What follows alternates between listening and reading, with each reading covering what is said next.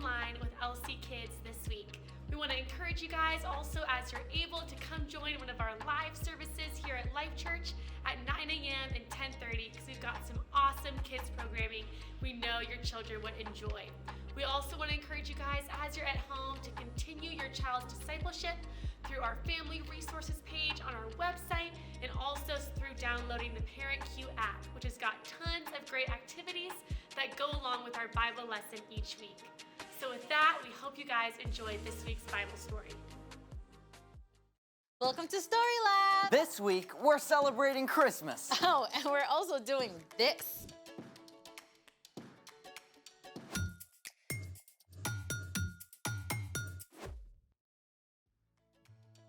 Hey, I'm Amaya. And I'm Zeke, And we're talking about Christmas. which is celebrating Jesus, God's greatest gift. What do you love the most about getting ready for Christmas? Oh, everything. The lights, decorations, Christmas specials. And that's what Christmas is all about, Charlie Brown. Don't forget setting up the nativity. Nativity. You know, all the figures from the Christmas story. Oh, yeah. We still put up the plastic manger scene from when I was a kid.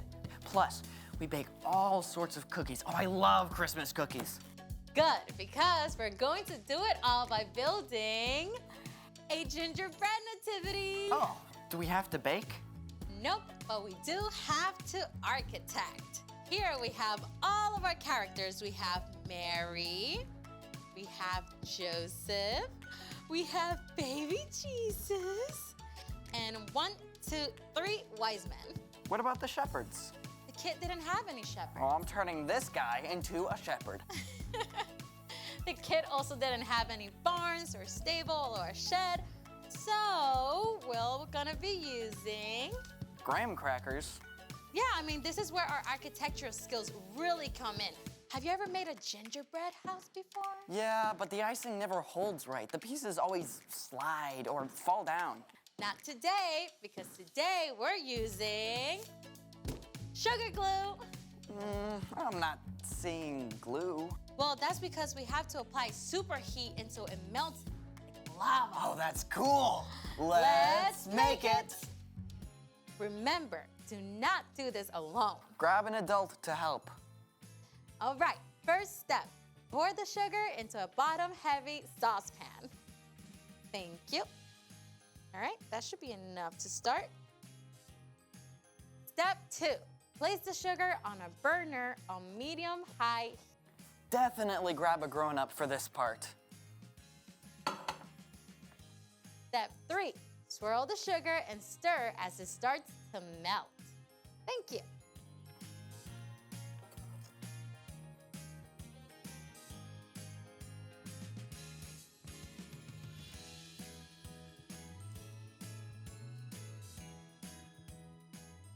Oh, here it is. Ladies and gentlemen, we have glue. Woo, it's actually caramelized.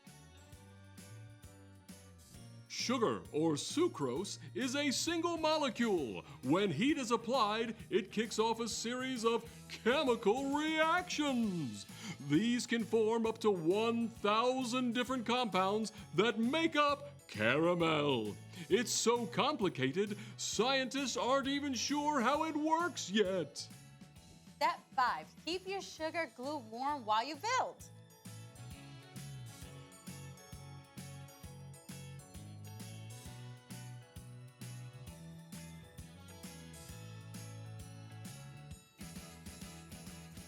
Yay! I think Frank Lloyd Wright will be proud.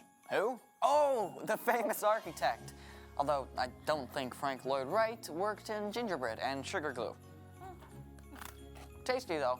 Do we get to decorate? Yes, right now. And well, that turned out kind of, I mean, you can tell what it is, right? Away in a manger, one cookie for a bed. All right, it's time for The story before the story. Today, we're in the 3rd book of the New Testament, Luke. But before Luke, in the very beginning, out of love, God made an amazing world. But when people turned away from God, the world was broken. God made a plan to bless the whole world through the Israelites, but over and over, God's people would run to God and then pull away, just like a yo-yo. Then foreign nations invaded and captured the Israelites. They must have wondered if God still loved them and if he had a plan for them. God spoke through prophets about the great rescuer God would send. And at last, after hundreds of years, God sent an angel to tell a girl named Mary she would have a very special baby. Which is where our story starts. Take it away. Hey, everybody. Hey, Hey, Brian. Brian. Okay, the stage was set. After so many long years, God's amazing rescue plan was underway. And God actually used a foreign king to help carry out that plan. The Jewish people lived under Roman rule, and the Roman leader Caesar Augustus needed money for his fine palaces and large army. I command a census of every single person in my entire empire. That meant that every person had to be counted and placed on a list to pay expensive taxes to Rome. And news of this census traveled all the way from Rome to the tiny town of Nazareth in Judea, on the very edge of the Roman Empire. Hear ye! Hear ye! Every person must go immediately to their own hometown to be listed. A carpenter named Joseph and the girl he was engaged to marry, named Mary, heard the decree. I guess I'll be making a road trip to Bethlehem. I guess we'll be making a road trip to Bethlehem. Both Joseph and Mary had been born into the family line of King David, so they would have to make the week-long journey to Bethlehem, the town of David, in order to be counted. Now, this was more than a little inconvenient, as Mary was nearly ready to have a baby whose birth had been announced by an angel. You will become pregnant and give birth to a son. You must call him Jesus. He will be great and will be called the Son of the Most High God. The trip from Nazareth to Bethlehem was about 70 miles, which is just a couple hours by car, but a whole week of travel on foot or by donkey. The journey was long and dusty. Camping out on the rough ground could not have been very comfortable for Mary. At last, Mary and Joseph saw the town of Bethlehem. They must have been ready for a hot bath and a quiet place to stay after that long journey. But the little town of Bethlehem was not so still and silent. Lots of other people had come to be counted as well.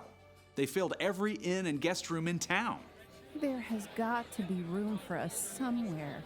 Have we checked with all of your relatives? Even my great Aunt Hulda and my third cousins twice removed. Finally, the very last home that Mary and Joseph tried had a room. Sort of. They were offered a place to stay with the animals. I don't know about this. It's dry, it's warm, and this baby really, really, really needs a place to be born. So Mary and Joseph settled into their most unusual guest room, and there with the cows, moo, and sheep, meh, and chickens, pop, Mary's brand new baby boy was born. It's just like the angel told you. And his name? The angel said we must call him Jesus. Mary wrapped her baby tightly in long strips of cloth to keep him warm and cozy. There was no crib or cradle, so she placed him in a manger. The king of the entire world slept peacefully in the animal's feeding trough as Mary and Joseph looked on, and outside, the nighttime sky blazed with stars. God's very own son, the best gift ever, came into the world in the most unexpected way. And the birth announcement, well, I'm just gonna save that for later. Most amazing birth story ever.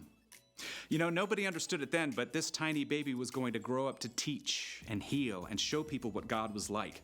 And then Jesus would choose to lay down his life and the whole world to defeat death itself. That is some Christmas gift. Not exactly something you just find on an Amazon wish list. So, what's our part in the story? Well, our world gets wrapped up in hoping for so many different things, you know? We want everything from world peace down to a shiny new skateboard, and that's great. But in the middle of it all, be sure to remember the most important gift. Right. So find a quiet moment to thank God for the gift of Jesus. and ask God to help you walk with Jesus every moment of the coming year. Yeah, because knowing Jesus is an amazing gift that you can open every single day. I think you've got it. So, Merry Christmas! Ho, ho, ho, ho! see you next Merry time. Christmas. Bye, Bye, Brian. So here's the thing. Jesus is the greatest gift. I think we need some sheep at the manger. Big, fluffy ones. Thanks for joining us in the story.